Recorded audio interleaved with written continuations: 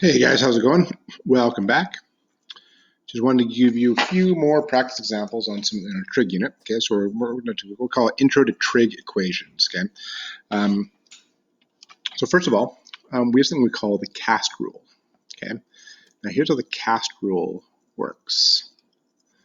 So it's brutal. So if I have my x and y axis over here, and say I have a point over here, x, y, and that means this is going to be my r value, and here's a triangle, and here's x, and here's y.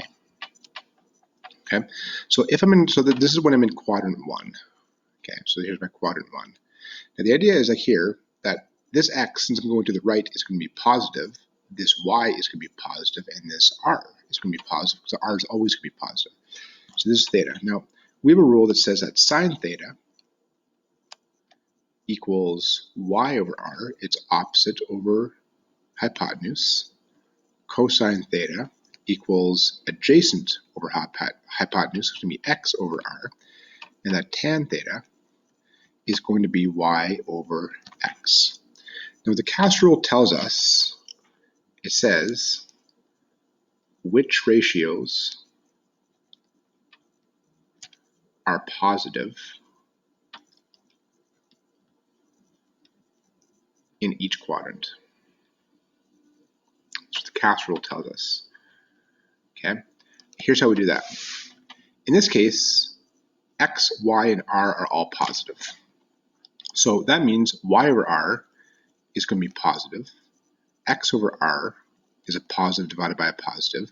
Y over x is a positive over a positive as well. So in other words, all, I put an A in this quadrant, all sine, cos, and tan are all positive in quadrant one. If I do the same thing in quadrant two, where this is my xy, like this, well, in this case, x is negative, y is positive, and r is positive. So that means cosine, which is x over r, is negative. Sine theta,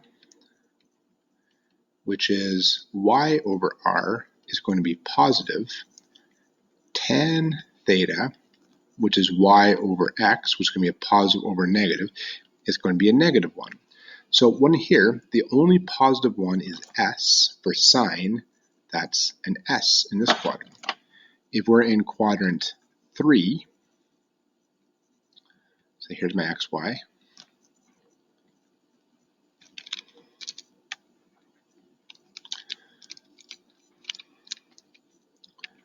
me try this better.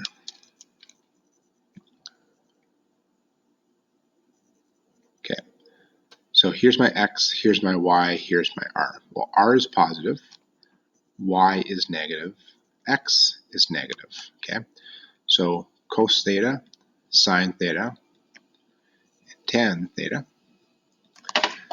Cosine theta is a negative over a positive, is going to be negative. Sine theta is a negative over a positive, is negative. Tan is a negative over negative, is going to be positive. So in this one, tan is the only positive ratio. Sorry guys, almost done this example here.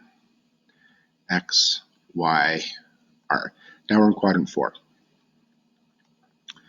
Y is negative, X is positive, and R is always positive. So in this case, cosine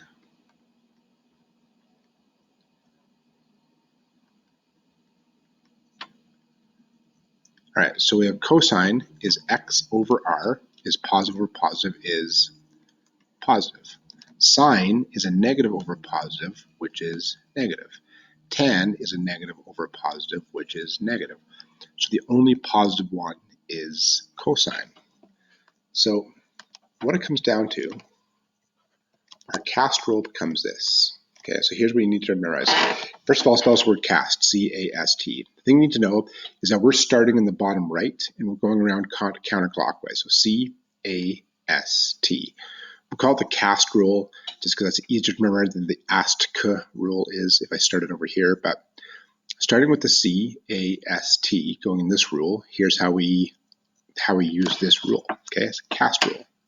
All right, so what this question is saying over here, determine angle theta given that 0 is less than theta, which is less than 360. All this means is that we're only going around the circle once. And I mean, what you're going to see in Math 30 is that you can go around the circle as many times as you want. Okay, and we're going to have different solutions based off that, but we're only going around the circle once. So first of all, this is sine theta equals positive. First thing we're going to do is look at our cast rule. Where is sine positive? Well, it's positive in the A quadrant and in the S quadrant, because A, sine, cos, and tan are all positive. In this quadrant, only sine is positive. Here, tan is positive, and that means sine and cos are negative. Here, cosine is positive, that means tan and sine are negative here. Okay, so it means we're in this quadrant and this quadrant. We need to kind of figure out what our special triangles are going to be. If this is our angle here, and sine is opposite over hypotenuse, okay, well, we've seen a triangle like this. If we have a triangle like this, where this is 1, this is 2, we know that this guy is root 3, well, what was this angle over here? This angle was 30 degrees, that was from the special triangles we learned earlier on, and this is 60 degrees. So therefore, 3 dots mean therefore, theta, reference angle, equals 30 degrees. So what that means is, if I draw a triangle over here, well, if I'm in the A quadrant, my reference angle and my angle are the same. That means theta equals 30 degrees. But if I'm in the S quadrant, that means I have a 30 degrees here.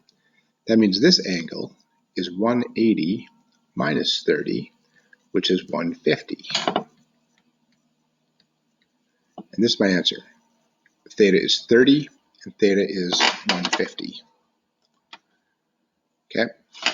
Sorry guys, ignore this. That shouldn't be there. Cos theta equals root 3 over 2. Okay? So first of all, this is cosine theta equals positive. So where is cosine going to be positive? Using my cast rule, C-A-S-T, where is cosine positive? Well, it's positive in the A quadrant, and it's positive in the C quadrant.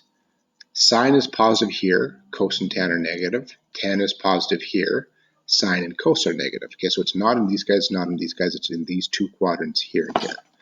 So cosine. If I have a triangle, cosine is adjacent over hypotenuse, right? So if this is my angle here, that means this is root 3 to, this is the exact same triangle that we had before, where this is 30 degrees. That means this guy is 60 degrees. So that means over here, we know that theta equals 30, okay?